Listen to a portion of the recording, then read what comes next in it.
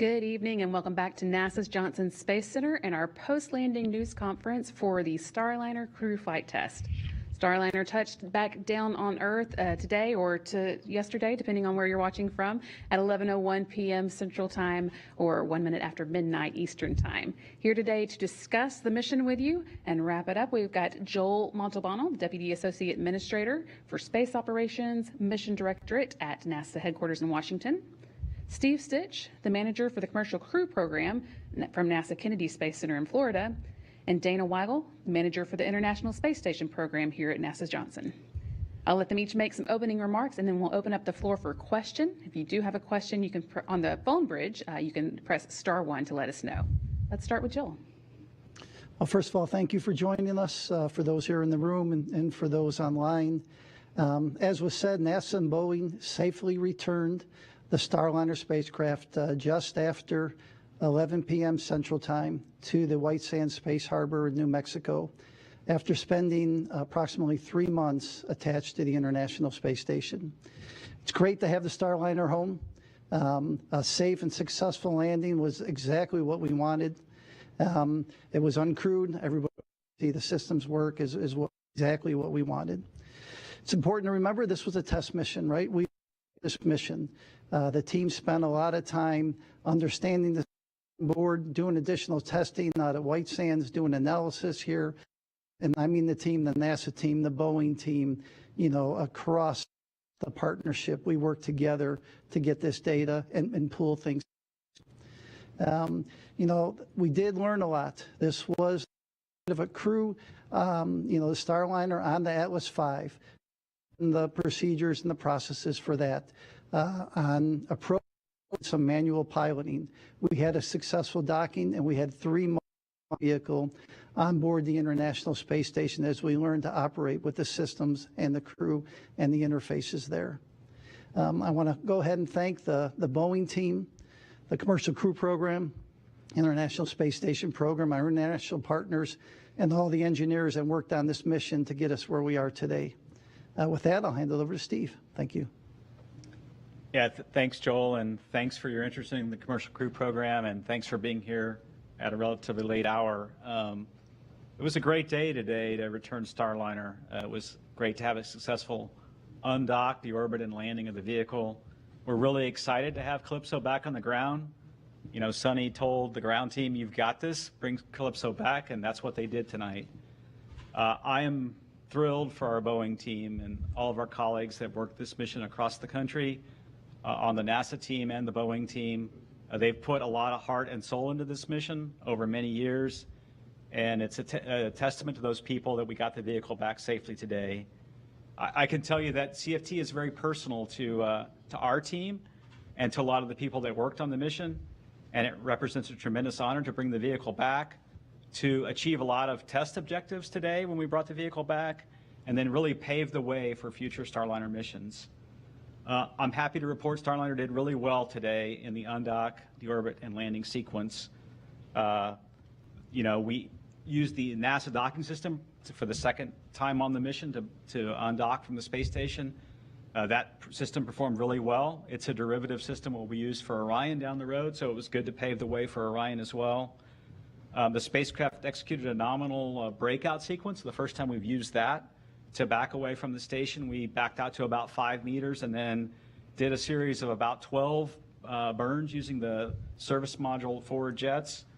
And then we opened, after that sequence of maneuvers, we ended up opening at about 22 kilometers per rev away from the space station. All those thrusters did really well through that SEP sequence, no problems at all, no fail-offs or any problems at all. We had a good chance to look at the helium system today when we, before we undocked, we repressurized that system. We had a criteria of 8 psi per hour in the ullage system for that, the helium, and we were about 4.5 psi per hour, so the helium system performed really well. And then, when we backed away from the system, or from the space station, we did hot fire a number of thrusters on the service module. All 8 of those forward thrusters worked just great. We were able to look at the thrust of those thrusters, and it was nominal. All were performed at 100%, and we also hot fired 2 aft thrusters, and those worked well. We had great performance from the GNC system, the Guidance Navigation Control, the Vesta system. Last flight on OFT2, we had a little bit of trouble with what we call a calibration maneuver to really make sure that the attitude is good for this space integrated GPS INS system, and that went really well. We had a deorbit burn that executed on time at 11:17 p.m. Central. It was about 130 meters per second, 58-second burn. It was a really good burn, and the service module thrusters performed well for that burn. The OMAX performed well. We watched the burn. We saw a couple things in the starboard doghouse. We talked a little bit about the temperatures there being a little higher. One of the thrusters, S2A2, didn't fail off, but it had a little higher temperature than expected, so we'll look at that data a little bit after the flight.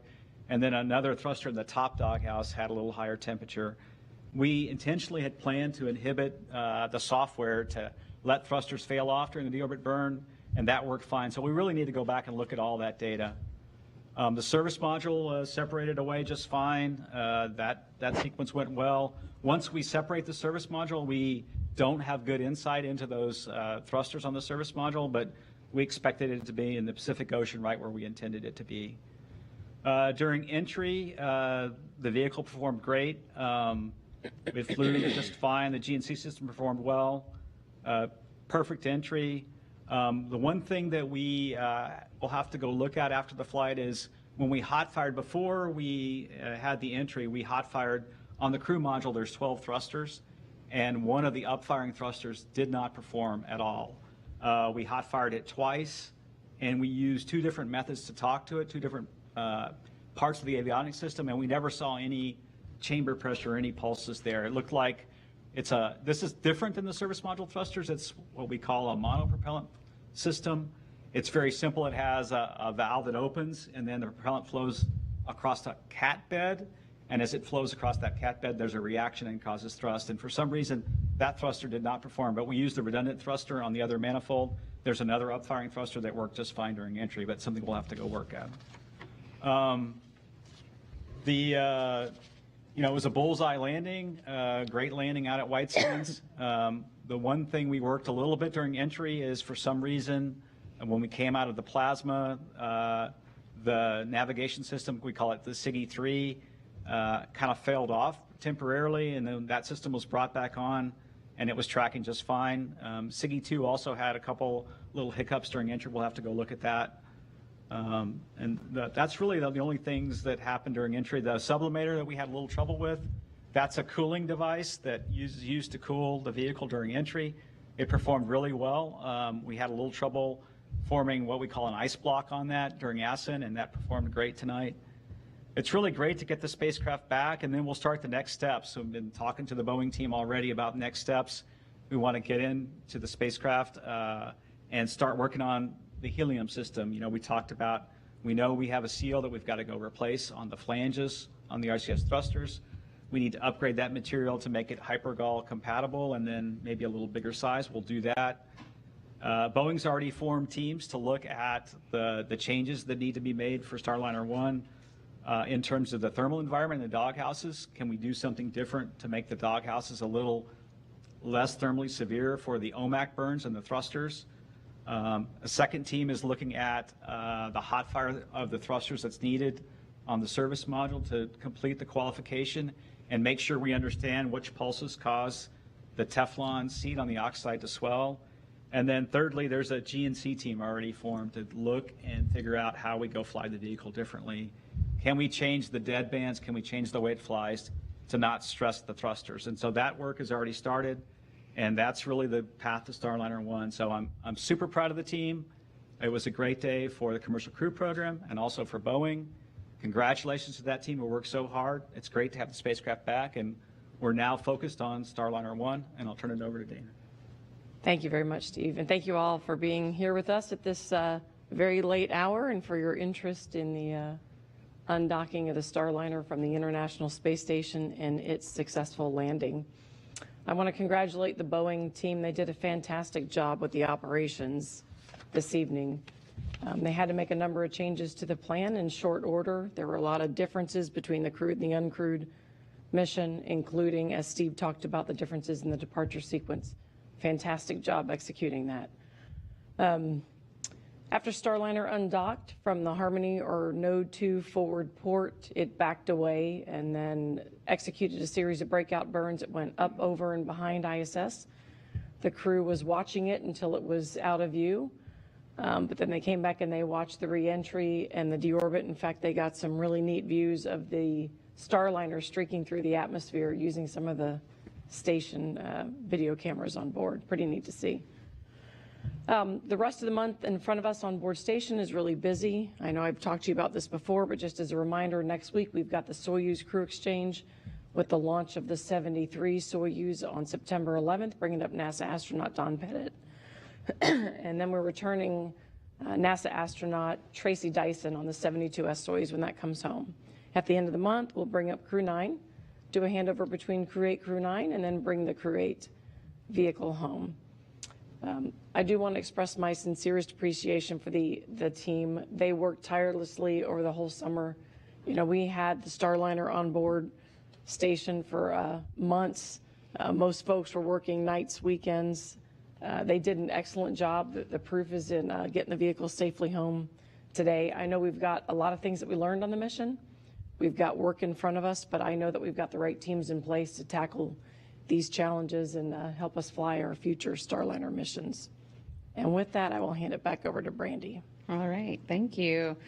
Okay, so we're going to start with questions here in the room, then we'll take them from the phone bridge. Reminder, if you're joining us by phone, let us know you have a question by pressing *1. And if your question gets answered and you want to withdraw it, you can press *2 to get out of the queue. But let's start here in the room. How about Eric? Hi, Eric Berg with Ars Technica. Thanks for the great show tonight. That was really a stunning reentry. I wanted to ask about the arc of the commercial crew program. I was going to ask both Boeing and NASA, but I guess they didn't show up for some reason. But anyway, it's been a decade since the CCT CAP awards were given out. I had to go look up that acronym. I'd forgotten it. It was a big experiment in fixed price contracts and human spaceflight. And so I'm just wondering, a decade later, and literally it's been a decade, after all that's happened with Dragon, with Boeing, with the delays, and now with this mission, just to get a sense of you from NASA, is the experiment a success, and kind of what is the future of human spaceflight with this commercial approach?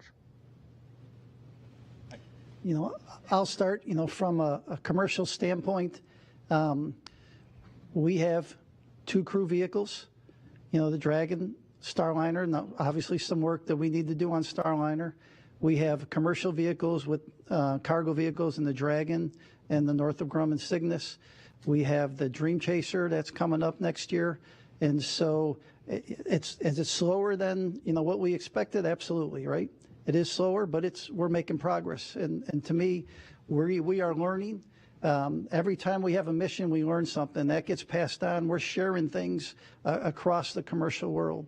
You saw, last year, I'll say, Blue Origin had that parachute anomaly, and the teams all got together and shared across the different companies, what they learned. And to me, that's what this program is helping out. It's sharing the expertise of flying in space. And I'll let Steve and Dana add. Yeah, I think that's an interesting retrospective way to look at things, Eric. The fact that here we are 10 years into the program, and how are we doing? I would say we've done a great job at fielding 2 transportation systems in fairly record time. If you look at our development programs these days within NASA, Commercial Crew has done an amazing feat of getting to 2 crewed vehicles in 10 years, and really in the last 4 years bringing along online Dragon, Crew Dragon, and then also now Starliner. The unique thing that we're doing as well is sort of fostering this market in low Earth orbit. We already see SpaceX flying non-NASA flights. They have one that they're trying to get off the ground, Polaris Dawn. They flew Inspiration 4. They've flown a number of PAM missions. They've got another PAM mission coming up in the middle of next year.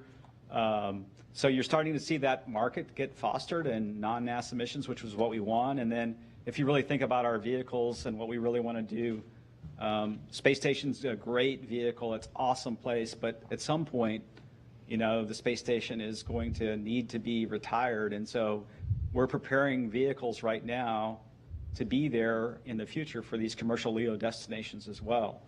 So I think it's been an interesting, as you said, and when we started, it was kind of an experiment on the heels of cargo. But now we're starting to see, the benefits of the investments by both NASA and our partners. And that's the one thing that's different about our program is there's investment from both the NASA side and also, in my case, SpaceX and Boeing to make the vehicles safe and successful. All right. Mark? Oh, thank you. Mark Carreau, the Aviation Week in Space Technology. How long would you sort of estimate that it will take the commercial crew program, space station partnering or whatever to sort of assess this flight and what steps need to follow,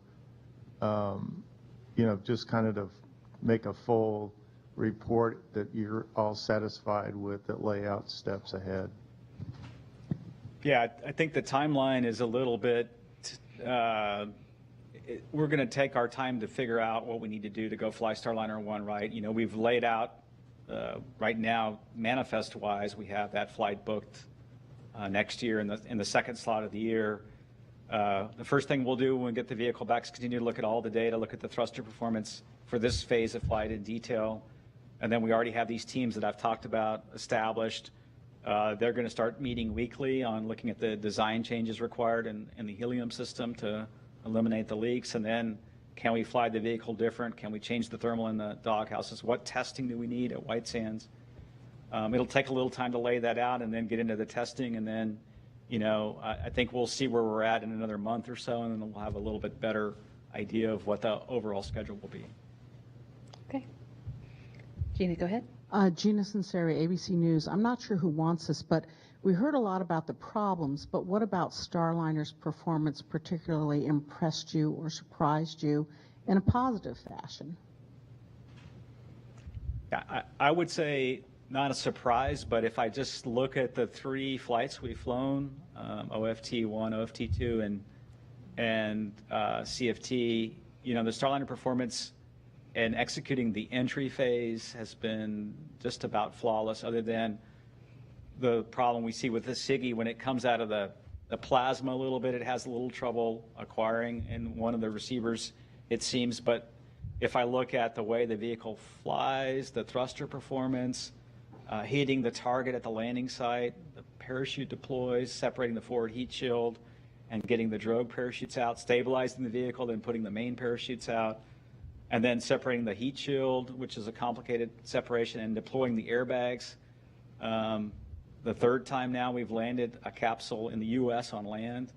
The entry in particular has been darn near flawless. So that, I wouldn't say it surprised me, but as I step back and think about the mission, the entry itself was just, and the orbit burn was spot on. Okay, why don't we go to the phone bridge next? We will start with Marcia Dunn with the Associated Press. Yes, hi. Probably for you, Steve. It sounds like you won't require another test flight, that an operational Starliner 1 with the crew will be next. Is that how it looks as of today? Am I understanding that correctly, that the next flight will be fully certified, ready to go with the crew to be a real crew swap? Thanks. Yeah, I would say it's probably too early to think about exactly what the next flight looks like. I think we want to take the steps to go look at all the data. Certainly our goal is to get to the rotation flight. Our goal all along has been to have, 1 flight a year, 1 flight from Boeing Starliner and another flight from SpaceX with Dragon. So it'll take a little time to determine the path forward. But today we saw the vehicle perform really well. We've got some things we know we've got to go work on, and we'll go do that and fix those things and then go fly when we're ready. So. Thank you, Marcia. How about Bill Harwood with CBS News? Yeah, thanks. And actually, Marcia just asked my question, so let me ask you a different one for Steve Stitch. If a crew had been on board the spacecraft tonight, would anything have been different or would it just have been the same reentry we saw? Basically, I mean, I know you had a quick fly out to get away from the station without the crew on board, but just from a crew standpoint, if they had been on board, just for the record, everything would have been fine. Is that correct? Yeah, if we'd have had a crew on board the spacecraft, we would have flown the same back away sequence from the space station and the same deorbit burn and executed the same entry. And so it would have been a safe, successful landing with the crew on board had we have had Butch and Sonny on board. I know that you don't have second thoughts about these things, but would you have any second thoughts about the decision not to bring them back if you had it to do over again, knowing what you know now about the landing? Yeah, I think it's always hard to have that retrospective look. You know, we made the decision to have an uncrewed flight based on what we knew at the time and based on our knowledge of the thrusters and based on the modeling that we had. And we, you know, if we'd have had a model that would have predicted what we saw tonight perfectly, yeah, it looks like an easy decision to go say we could have had a crewed flight, but we didn't have that. We didn't have a way to take that white sands testing and anchor it in a model. And so I think we made the right decision to not have Butch and Sonny on board. It's awfully hard for the team. It's hard for me when we sit here and have a successful landing to be in that position. But you know, it was a test flight, and we didn't have confidence with the certainty of the thruster performance, and that's really what led us to choose to have the uncrewed test flight. Thanks. Okay, next we'll go to Sawyer Rosenstein with NASASpaceflight.com. Thank you for taking my question. First off, congratulations on that successful landing there. You earlier mentioned about that nav system dropout as it was coming out through the plasma there. Can you kind of explain what role that has, and did that come back online on its own? Was there some ground intervention needed? Just what exactly was done to resolve it? Yeah, the way the nav system works is we have 3 devices that essentially are like a GPS and then also measure velocity and the orientation of the spacecraft. And so when we came out of the plasma, one of the third SIGI, Space Integrated GPS INS, had trouble acquiring. And so the software said it wasn't performing well. It didn't have enough satellites, and it failed it out. The ground team looked at the 2 remaining systems, SIGI number 1 and SIGI number 2. SIGI number 2 wasn't receiving marks as well as it should have. They analyzed SIGI number 3, did a great job looking at that, and then brought that back into the nav set. And so we had 3 essentially GPSs, and then protected for if number 2 would have been completely bad. So the team did a great job. I think we just need to look at, you know, do we need to allow a little bit more time for the GPS to acquire on the backside of the blackout? And the flight control team, again, did a great job recovering that GPS. Thank you. Let's go now to Will Robinson-Smith with Spaceflight Now. Yes, hi. Thanks for taking the time to speak with us after a good landing. Follow up on Mark Harrow's question about timeline, but in a slightly different way. When do you expect that Calypso will arrive back at the Kennedy Space Center, and what's the immediate work that will need to be done once it arrives here? Thanks. Yeah, don't have the exact timeline. It usually takes a couple of weeks to get it back. One of the first things that happens when it comes back is a lot of the data that we get on board the spacecraft goes through the tracking data relay satellite to the ground, and we can see that telemetry in real time. But there's also recorded data on board. For the test flight, we have a number of sensors across the systems that record data. We'll want to downlink all that high-rate data and take a look at that data. And then really it's a series of analyzing all the data from the entry, the undocking, and the deorbit across all the systems on the vehicle to just see if there's anything that was off nominal. We'll study the data at a little higher rate. So, you know, it'll take a couple weeks to get it back and a week or so to get the data off the spacecraft. Okay. Thank you. Robert Perlman with Collect Space. Thank you. when Apollo 13 safely landed, NASA described the mission as a successful failure. Is that how you would label the outcome of this flight, given that Starliner's landing was safe and successful, but it failed to bring the crew home? Joel, I would not call it a successful failure. We knew going in this was going to be a test mission. We learned a lot. The teams worked together, both the Boeing and the NASA team, to understand the systems of the spacecraft and how they operated. The team worked together at White Sands to understand the analysis that was done. You know, on the test mission, things don't always go as you planned. And so we were prepared. The fact that this vehicle is home, we're very happy to have the vehicle home. To me, a success. You know, clearly we got some work to do. The teams will understand that work and move forward. And if you just look at mission objectives, you know, we think we've probably got 85 to 90% of the mission objectives. We docked with the space station. We stayed docked for 3 months, as Joel said. There's a lot of learning that happens in that 3 months that is invaluable for an increment mission. We did a half of an increment, essentially, having the vehicle there, understanding how to work. The Starliner team worked with the ISS team, analyzing the data for those 3 months. So in some ways, the mission overachieved some objectives in terms of being there for extra time. Not having the crew on board, obviously, there's some things that we lack in terms of Butch and Sunny's test pilot expertise at how the vehicle performed, what they saw in the cockpit. We won't have that data, but we still have the wealth of data from the spacecraft itself. And so that will go toward the mission objectives and the certification of the vehicle. Thank you. Stephen Clark from Ars Technica.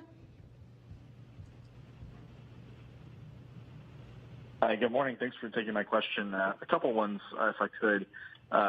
Steve Stitch, you mentioned a couple of the thrusters on the starboard and top doghouse got a little warm during the deorbit burn sequence, I believe. You said you inhibited some of the limits to prevent them from failing off during that deorbit burn. If those normal limits had been in place, would those thrusters have been deselected at the temperatures they reached? And also, since no one from Boeing is there, Steve, I'll ask you this. What's the kind of the state of the service module for Starliner 1? Is it fully assembled? Do you have to start taking it apart to get to these seals that you may need to replace and any other hardware changes you might need to make before that mission? Thanks. Yeah, let's see. Relative to the temperatures getting a little high, I don't have the data with me to see whether it would have failed off or not had the software been enabled. We intentionally had planned to fly the flight with the software inhibited even before the thruster problems. We had seen some overheating of some other parts of the thrusters in previous flights, and so we wanted to go ahead and have that flight detection or fault detection system inhibited for the deorbit burn. So I'm not quite sure I can answer the question whether they would have failed off. And then relative to the service module for Starliner 1, it's in the middle of being built. We'll get to a point where we have assembled the doghouses at some level, and then we'll have to stop and wait to see what the design changes are. Do we remove some of the thermal blankets inside those doghouses? Do we make some changes to make it a little cooler when we fire the OMAX and also the RCS thrusters? So it is in a state of build and undergoing the final build process, but we'll hold for the final doghouse assembly until we understand the design changes. Thank you. Apologies if I mispronounced this, but Isam Ahmed from AFP. Yes, hi, thanks. Yeah, just to follow up on a couple of questions from before. Is there an actual chance that the next flight could indeed be crewed without requiring another uncrewed test? And is Boeing pushing for that, or have they spoken to you about that at all? And just wondering why they're not on the call. Thank you. Let's see. We'll start from the end there. We did talk to Boeing before this. They deferred to NASA to represent the mission. I will tell you that Boeing has critical work that they do for NASA in the International Space Station program, the Commercial Crew program, and the Space Launch Systems program. And their work is critical to our success, and we fully expect Boeing to continue all three of those programs. And I think, relative to getting to our final capability of having a certified vehicle and having a capability to do the rotation missions with space station, I think both Boeing and NASA share that goal. We would both like to get there. I think we just need a little time to lay out the plan and look at what testing is required and look at how can we validate that testing in flight, and then what would be the risk with proceeding once we understand the design changes. So we just need a little time to work through that. Okay. Let's go next to Jackie Goddard with Times of London. Hello, thank you. Yeah, just following up on that last question, we're not getting a straight answer to why aren't Boeing here. I know you all want to be diplomatic, but can you kind of give us an open, honest assessment of, is there a kind of healing process that now lies ahead? This kind of should be a sort of moment of celebration, but we don't have the Boeing folks here at the table. There's no explanation why. It doesn't appear that there's joyful unity, if there is. How do you folks fix the rift? Is there a rift? Is there damage being done to the relationship? Thank you. Okay, so I'll answer again. We talked to Boeing. They said, hey, we'd like NASA to take the press brief. They deferred to us to talk the mission.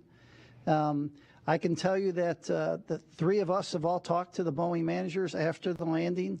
The Boeing managers came into the control room and congratulated the team, talked to the NASA team.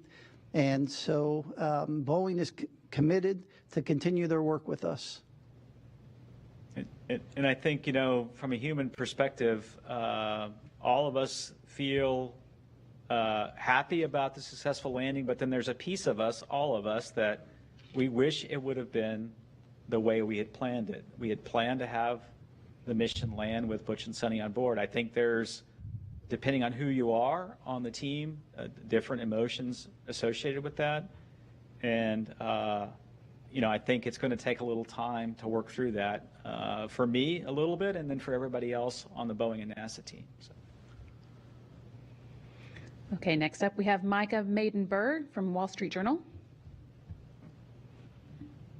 Hey, everyone. I think this would be for Steve.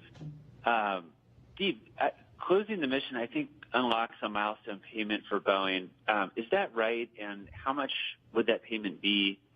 And would Boeing get all of any payment, because Starliner came back uncrewed and I think, as you mentioned a couple minutes ago, got to 85 or 90% of the objectives for the flight? Thanks. Yeah, so there are a couple milestones out there relative to ops readiness that we'll have to assess, and then certification is the big one. That's the big one that's coming up. And we were working toward that. We'll have to look at, relative to the systems that need to be changed, what does that mean for certification? There were some changes to the vehicle that we talked about pre-flight, that there's some changes to the suits that are going to happen, changes to the seats that affect certification. And then obviously another aspect that has to happen for certification is we need the vehicle to go to both Node 2 forward and Zenith port. And those are all wrapped up in certification. So we're in the process right now of laying all that work out in terms of what we had planned to do, and then obviously what the changes are, and then we'll assess that milestone when it's the right time. Okay, next we'll hear from Marcia Smith with Space Policy Online.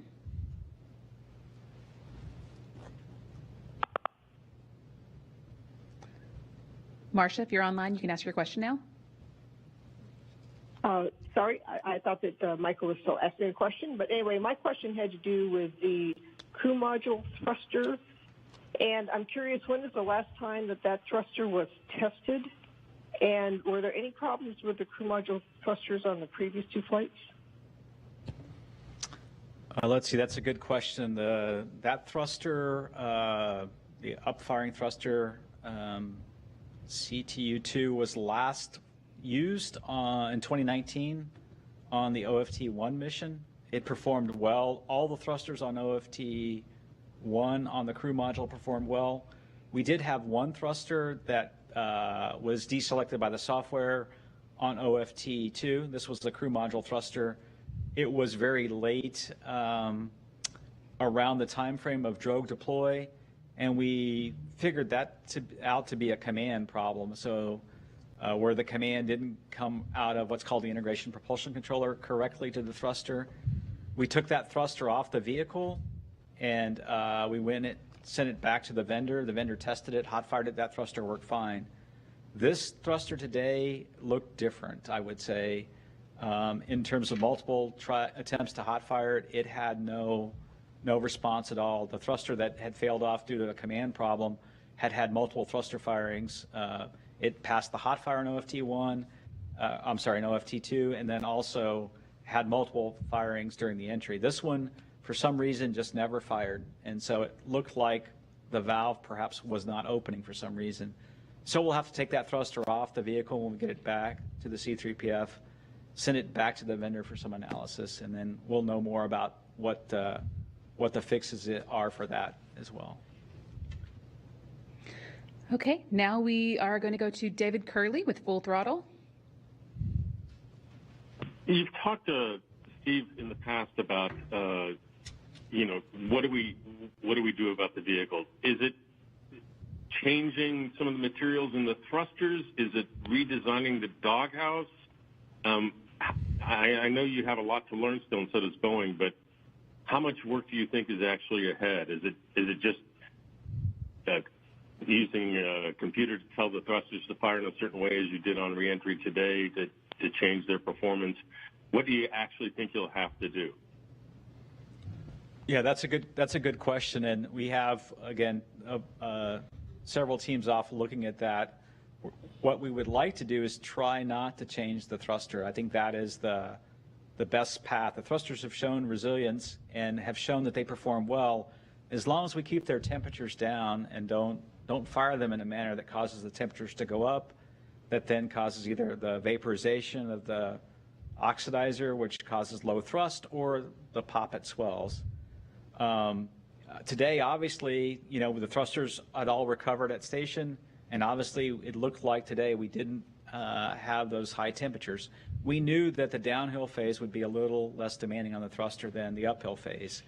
What we need to do now is go take a thruster at White Sands and make sure we understand the exact pulse sequences that caused the heating, and then at the same time, in parallel, look at software changes to reduce the number of demands on the thrusters, and then in parallel with that, look at the doghouses and see if we can, again, they're trapping a bunch of heat. We know that when we fire the thrusters, the doghouses are trapping heat. Can we go make some changes to the blankets and the inside of the doghouses to keep the thrusters cooler? So it's really 3 different thrusts, I would say. Okay, next up we have Jonathan Woods with Working Tins. Hey, thanks for your time this morning. Reflecting back on the question that was asked about the successful failure with Apollo 13, if we think back about 2020 when Crew Dragon Demo 2 launched, I think the most significant issue that we faced during that mission was launch scrub due to thunderstorms during it was Tropical Storm Bertha. Thinking about that, when we say this mission is a success, how do we position this versus the relative success of a 60-odd day mission with Demo 2 compared to the insurmountable challenges, the testing, and everything that had to transpire to make the difficult decision to keep crew on board stationed for a very long duration mission? Yeah, I'll take it and see if Joel has anything to add. When I look back at Demo 2, Demo 2 was very clean in flight. However, I think a lot of people forget that after landing, we discovered there's a device called a tension tie that goes in between the Dragon spacecraft and the trunk that attaches the two together. And there's a very complicated thermal protection system closeout around those tension ties. We found out after the flight that we had some erosion around that thermal protection system area, and we had to go change the design in between Demo 2 and Crew 1. We made some substantial changes. to that closeout and then went and flew. So Demo 2 had its challenges as well. I think every test flight has its challenges. What we see with Starliner is a very robust spacecraft, but yet we have some challenges with the thrusters that we've got to go attack and move forward and fix. I wouldn't call them insurmountable. I think, you know, what we've seen out of the Boeing and NASA team is a resilience and able to overcome challenges, and we just need a little time to go work through it. I think we learned a ton during this flight, which is invaluable moving forward to Starliner 1. Now we just need to take that learning and make some changes to the system so that we don't overheat the thrusters, and I'll see if Joel has anything to add. Yeah, the only thing I'll add is, you know, the lessons learned that we have on these demo missions play forward to other future missions. You know, the question was asked earlier, do you think the programs, the commercial programs have been a success? And yes, these lessons learned that we're able to take from both the Boeing mission and from the Dragon missions are lessons that we are carrying forward for future missions and future providers such that we can continue to develop the low Earth orbit commercial. I would just add that it's really hard to compare the Demo 2 mission to this mission. Keep in mind that we took a different path with the Dragon vehicles. We developed cargo capability first. So by and large, things like dealing with prop systems and a lot of the things that we're now learning with this crewed flight test were dealt with during the cargo era. And then we upgraded the vehicle for crew. So very different development paths between the two spacecraft. That's a really good point. Thank you. Okay, next we're going to hear from Mike Wall with, I'm sorry, it disappeared, but Mike Wall.